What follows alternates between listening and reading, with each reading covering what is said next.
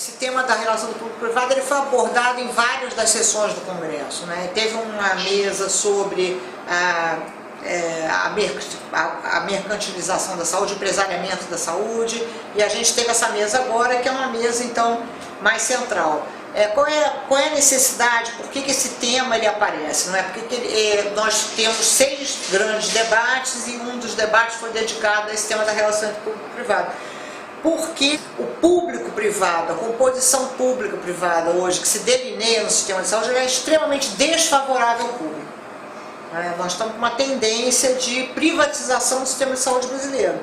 E que é uma tendência que vai na contramão do que está ocorrendo no resto do mundo, inclusive nos próprios Estados Unidos, que agora reconhecem que o sistema deve ser universal, reconhecem que deve haver forte intervenção estatal para que o sistema seja regulado em prol da saúde, para a saúde, não que o livre mercado possa dar conta de resolver problemas de saúde. Esse é um amplo reconhecimento mundial. E nesse momento que o Brasil tem um SUS universal, reconhecido pela Constituinte, parece ter uma ironia, um paradoxo, que é nesse país que esse processo de privatização ele caminha celeremente. Porque os outros países estão precisando construir um sistema universal. Nós temos um sistema universal e nós estamos detonando o nosso sistema universal em função desse processo de privatização. Então, claro, esse é um debate complexo, esse é um debate que precisa vir ao Congresso da Abrasco. Para quê?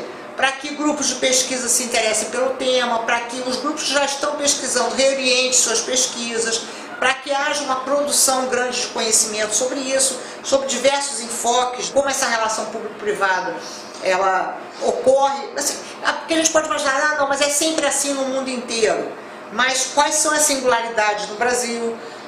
Então a gente vai ter que conhecer com muita profundidade, com muita extensão o fenômeno, porque inclusive trata-se de um fenômeno extenso, não é? Agora, o que é importante notar é que a gente não está falando do privado inteiro aqui, né? Eu, pelo menos, eu não estudo o privado, eu estudo uma parte do setor privado. Ficou de fora um tema que eu considero que é importante, que é o mercado, quer dizer, são as clínicas populares, os planos de saúde, que são cartão de desconto, que não é exatamente plano de saúde registrado na ANS. Tem um privado hoje nas periferias das grandes cidades, um privadão, assim, consulta atrás da farmácia, odontologia que paga com cheque pré-datado, que nós não estamos tratando. Então, inclusive é importante que a gente fale do tema, exatamente ao iluminar o tema, a gente fica sabendo do que nós não estamos falando. E é preciso que amplie o nosso espectro de compreensão do que é esse privado, né? Quais são essas relações do privado com o público, quais são as relações dos planos de saúde com o SUS. Então, eu acho que de alguma maneira a gente avançou. E é interessante quando a gente traz isso para o Congresso, porque nos obriga, a todos os pesquisadores, a todos os estudiosos, a apresentar um pensamento um pouco mais elaborado, articulado, menos talvez assim, tão detalhado quanto a gente faz em cada pesquisa, em cada relatório. Então é um estímulo também para que os cientistas brasileiros dessa área de saúde coletiva estabeleçam alguns compromissos, né, que são compromissos, obviamente, científicos, mas também algum posicionamento político. Eu acho que a gente conseguiu produzir isso aqui, né? Enfim, houve uma boa aceitação do tema, do debate, e de certa maneira mobiliza, né? Uma certa mobilização, uma clara posição favorável ao público.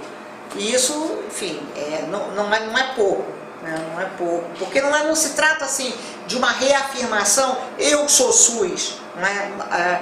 É um posicionamento refletido, não é um posicionamento de adesão.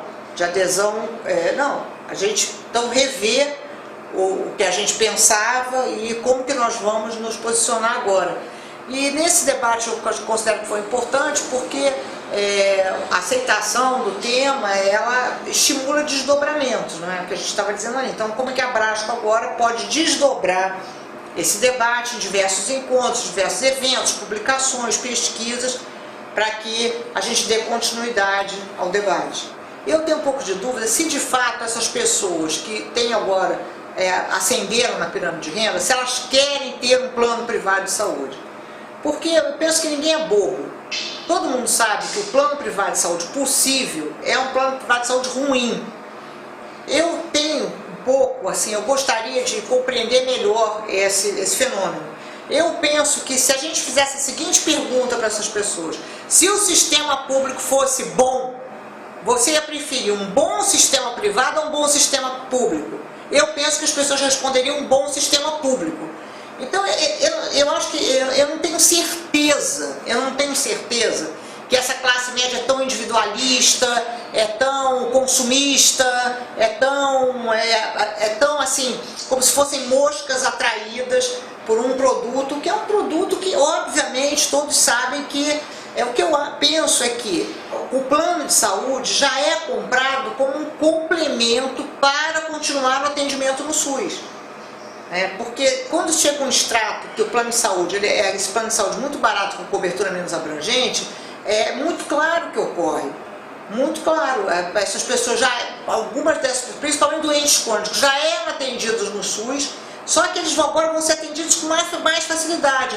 Consegue agendar exame, fazer exame mais rápido, consegue uma consultinha assim com um especialista que no SUS era mais difícil, mas não quer dizer uma expulsão, uma diáspora, um movimento assim como se fosse as pessoas saíram daqui, foram para ali. O problema é que nós vamos ter 60% da população, possivelmente, não é? Porque a gente só vai ter 25% de pessoas abaixo da linha da pobreza. E o restante vai ser consumidor, esse é o problema. Não quer dizer que essas pessoas estejam aderindo aos privados, são contra o público. Eu não diria exatamente isso. Até porque tem uma tradição brasileira também de considerar que as universidades públicas são boas, que tem alguns hospitais públicos que são hospitais de excelência. Isso também está no imaginário. Como mobilizar isso, que também é uma tarefa, né? Primeiro, a gente conhecer a realidade, né? Um pouco desvendar esse processo. As pesquisas, elas indicam que tem um certo individualismo, porque em alguns casos, até para a gente conversar isso, em alguns casos as pessoas falam assim: como você conseguiu chegar nesse lugar? Você era pobre, miserável, agora você pode consumir, pode... Não, pelo meu próprio esforço, porque eu mereço. Assim, eu me esforcei. Então tem um certo grau assim de... Mas eu diria que eu gostaria de estudar mais, eu queria interrogar essa certeza. Nós somos os mesmos, mas atendemos, os mesmos profissionais atendem no público e no privado. É quase um padrão imaginar que haverá uma mudança de comportamento, né? Que quando as pessoas atendem no público, elas atendem mal, e quando elas atendem no privado, elas vão então atender com dignidade. Nesse caso, eu estava relatando um caso de estudante de Fortaleza de Medicina, que ele foi chamado para atender um paciente na ala particular do hospital. E que, assim, ele foi super advertido, porque quando ele foi atender na ala particular, ele, olha, o paciente é particular, olha, presta atenção, o paciente é particular, olha, você está entrando na ala de pacientes particulares, como se necessariamente tivesse que, então, uma advertência para que ele mudasse esse comportamento, né? Ele não poderia atender. Assim, o que significa? Ele não pode atender rápido, não pode deixar de perguntar o nome, tem que ouvir, não é? Porque o atendimento, quando ele é muito despersonalizado, as pessoas falam muito, quem está atendendo, e quem é atendido não fala nada. Então isso já é também... Então ele teria que ouvir o paciente, e isso foi muito importante, que esse estudante disse: eu não vou fazer isso. É importante também que haja uma responsabilidade de cada um de nós, né? Não necessariamente nós temos que fazer uma opção ética por nos tornarmos uns monstros, não é? Assim, monstro no sentido literal do termo, porque não é possível que a mesma pessoa atenda mal no setor público e bem no setor privado.